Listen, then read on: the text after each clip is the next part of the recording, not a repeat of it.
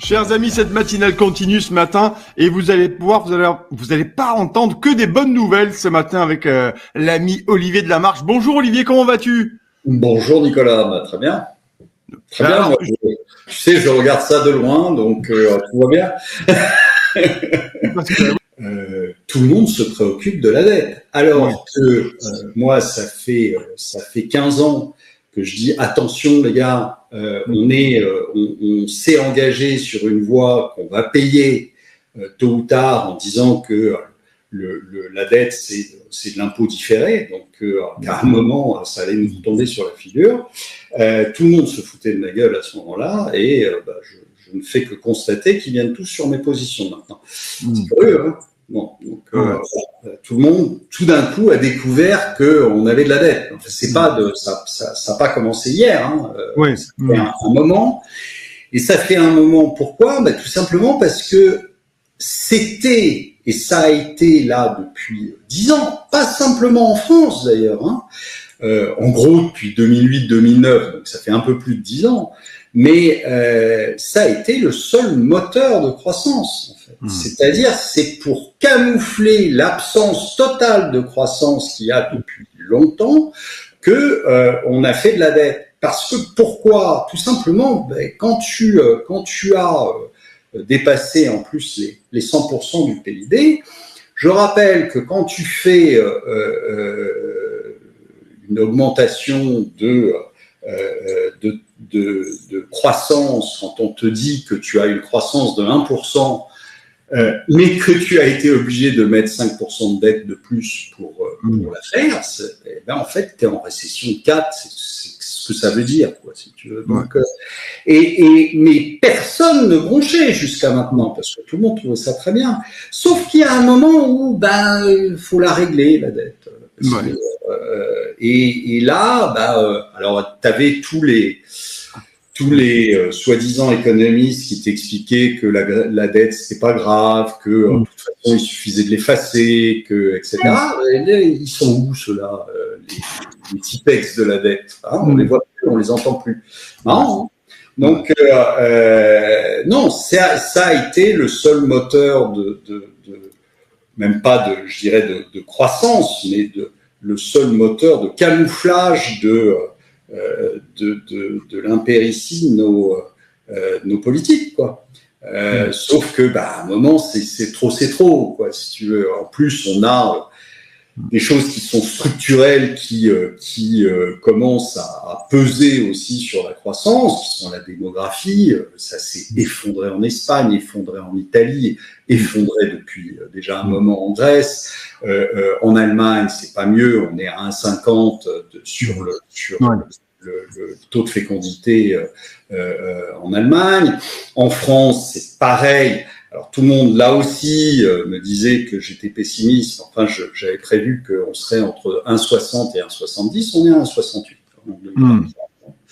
Donc, très très loin des 2,10, tu sais, qui sont le taux de renouvellement. Et il n'y a pas de miracle, si tu veux, quand tu n'as pas de natalité, quand tu as un pays qui vieillit. Je rappelle quand même que les 2/3 du PIB, c'est la consommation des ménages. Donc, et il se trouve que c'est pas de bol, c'est comme ça. Il y a des études qui ont été faites depuis très longtemps là-dessus. Quelqu'un qui a 75 ans, il consomme pas comme quelqu'un qui en a 45. Voilà, comme ça. Donc, plus tu as de tranches de gens qui ont 75 ans, moins tu as de croissance. Et donc, la croissance potentielle, elle est aujourd'hui, elle est entre -1 et +1. Et donc, ça ne suffit pas. Ça suffit pas à faire baisser le chômage, ça suffira pas à donner une illusion, je dirais, de richesse, et ça ne suffira pas, encore moins, à rembourser la dette. Donc, voilà, point. Le truc est plié. Donc, ne vous faites aucune illusion. Aujourd'hui, on est en train, juste post-élection, il y a des grands discours, des gens qui arrivent à leur poste, qui vous expliquent qu'il n'y aura pas de hausse d'impôts. Bien sûr que si. Mais oui, je voulais t'en parler. Est-ce que les Français vont en prendre plein la gueule ? C'est ça. Ils peuvent l'appeler, ils peuvent monter la CSG, CRDS et vous dire que c'est pas de l'impôt. Ouais, d'accord. Enfin bon, c'est quand même de l'argent qui sort de votre poche. Hein. C'est pas bon. Ouais. Donc tout ça, c'est du grand guignol. Mais les faits sont là. Les faits sont là. Mathématiquement, les choses ne passent pas. Et je vous rappelle que j'avais été interviewé au moment de la réforme des retraites. Je vous avais dit, dans 2 ans, on en parle. Voilà. Oui. Dans 2 ans, on en reparle parce que l'équation n'est pas équilibrée et ne pourra jamais être équilibrée. Mais évidemment qu'ils vont se faire taxer. De toute façon, le modèle, d'abord, ça sera imposé par l'Europe. Oui. Je ne vois pas aujourd'hui Macron faire un bras de fer avec Ursula von der Leyen, parce qu'il va le perdre. De toute façon, même photoshopper, ces petits bras vont pas suffire. Donc voilà. Donc évidemment qu'il y aura des contreparties et que peut-être qu'à un moment, en effet, la Banque centrale va se remettre à baisser ses taux rapidement et à imprimer des billets parce que au final, ils sont coincés. C'est-à-dire que malheureusement, aujourd'hui, soit tu fais ça, c'est-à-dire soit tu continues à financer par de la dette, par du déficit budgétaire, comme les Japonais le font, comme le monde entier va le faire d'ailleurs, parce que c'est le moyen le plus facile, c'est le moyen le plus facile. Quand tu es surendetté, tu as 2 moyens. Hein. Soit tu te serres la ceinture, et c'est pas du tout l'intention. C'est pas le projet, parce que c'est pour eux. Que ça, c'est pas pour la population, c'est pas pour les services publics, etc. Tout ça, c'est de la blague. C'est pour s'en mettre plein les fouilles et faire fonctionner un État qui est totalement pléthorique et qui vote pour eux. Donc, évidemment qu'ils vont continuer à le financer, qu'ils vont pas se serrer la ceinture. Et le deuxième truc, c'est en effet d'aller faire une razzia. Pas sur la chenouf, mais sur les comptes et sur les propriétés et le patrimoine des ménages. Mais à ce moment-là, évidemment, tu plonges le pays dans une récession comme on n'a jamais vu. Hein. Si tu piques tout l'argent des gens, ça va être compliqué pour fonctionner derrière.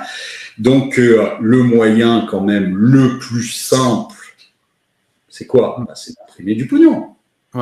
C'est d'imprimer du pognon et à ce moment-là, en effet, tu peux continuer. Sauf que nous, on ne peut pas l'imprimer.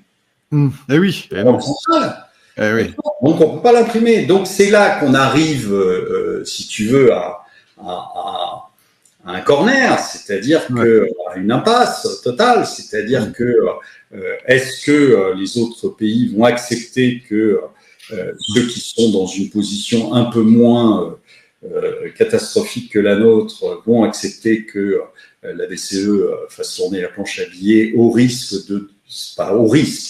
en déclenchant par la suite donc une hyperinflation, un effondrement de la monnaie, ou pas. Et le problème, c'est que c'est pas comme on n'est pas plus souverain depuis des années, c'est pas nous qui allons prendre la décision. Donc, je te dis, il y aura très probablement un mix des deux.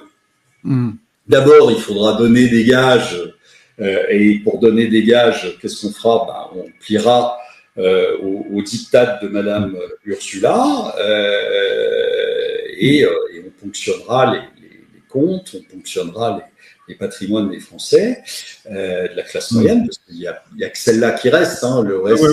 Le reste est parti. Et puis peut-être que si on a bien fonctionné, peut-être que la Banque centrale, à ce moment-là, se mettra à délivrer l'impression monétaire pour faire tenir le système encore un peu plus. Après, il y a un autre choix, mais qui n'est pas réjouissant, mais qui est quand même ce qui a l'air d'être pris comme direction par la Commission européenne, c'est d'aller droit dans la guerre, parce que la guerre a cet avantage, c'est qu'elle efface beaucoup les conneries qu'on a pu faire et toute la corruption peut comme ça disparaître avantageusement pour certains et certaines.